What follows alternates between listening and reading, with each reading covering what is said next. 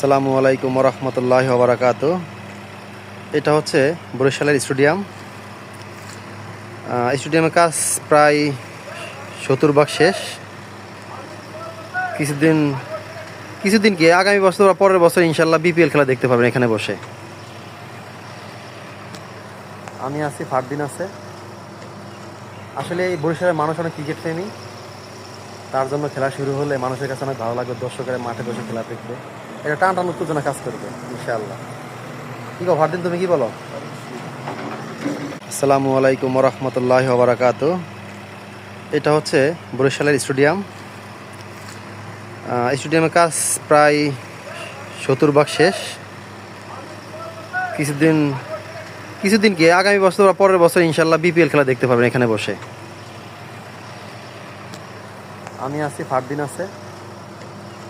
আসলে এই বরিশালের মানুষ অনেক ক্রিকেট প্রেমী, তার জন্য খেলা শুরু হলে মানুষের কাছে অনেক ভালো লাগবে, দর্শকের মাঠে বসে খেলা দেখবে, এটা টান উত্তেজনা কাজ করবে ইনশাআল্লাহ। কি গো ফারদিন, তুমি কি বলো?